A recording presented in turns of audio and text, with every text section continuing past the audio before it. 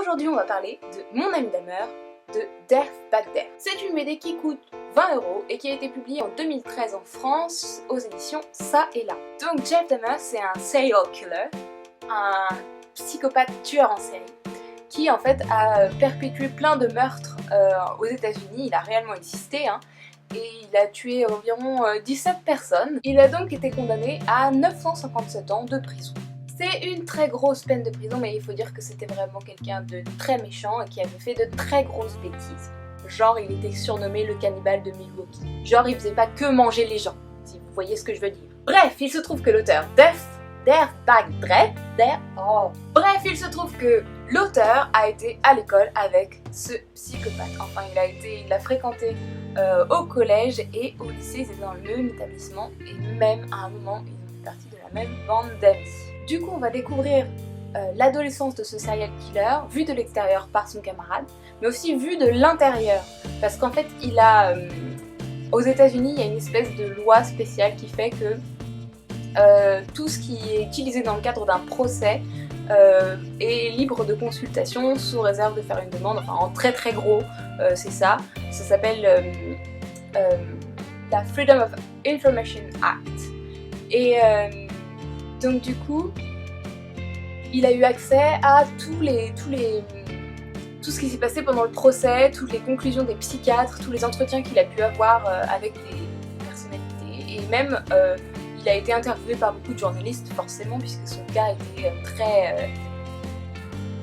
une affaire aussi sordide était forcément impressionnante. Et il faut dire que Dahmer, le psychopathe, était vraiment quelqu'un qui était très franc et qui répondait avec une franchise désarmante aux gens qui lui posaient des questions.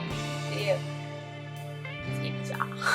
Du coup, il a recoupé ses propres souvenirs avec les souvenirs de ses amis, de la famille, des anciens professeurs, mais aussi donc de Dahmer et de toute une sorte d'informations. D'ailleurs, à la fin, il y a la liste de toutes les sources qui ont été utilisées dans le cadre de l'enquête, et il y a aussi des notes qui se rapportent à chaque page de la bande dessinée où il explique en fait pourquoi à telle page il a pris le parti de faire tel dessin, de dessiner la scène de telle manière, pourquoi il l'a expliqué de telle manière, et etc.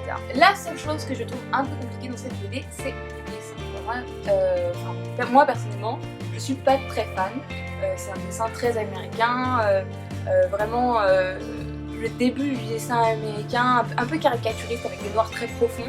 Et moi vraiment, j'accroche pas, mais en fait l'histoire est tellement dingue que tu t'en fiches que le dessin soit nul, t'as vraiment juste envie de lire l'histoire jusqu'au bout et voilà, d'aller à fond. Si ça peut achever de vous convaincre, ce livre il a reçu le prix Fauve de la Révélation 2014 à Angoulême, c'est pas rien, et du coup ça veut dire qu'il vaut vraiment vraiment le coup et qu'il n'y a pas que la petite youtubeuse de rien du tout qui vous dit que c'est vraiment génial et qu'il faut l'acheter. En plus il est paru en version poche. Je crois qu'on peut le trouver à 8 €, c'est les éditions Point qui l'ont réédité. Et je pense que je vais investir là-dedans très prochainement parce que vraiment, c'est super cool. Bon, du coup, il me reste plus qu'à vous laisser vous demander lequel de vos anciens amis de lycée ou de collège est selon vous devenu un serial killer et vous dire à la prochaine. Ciao!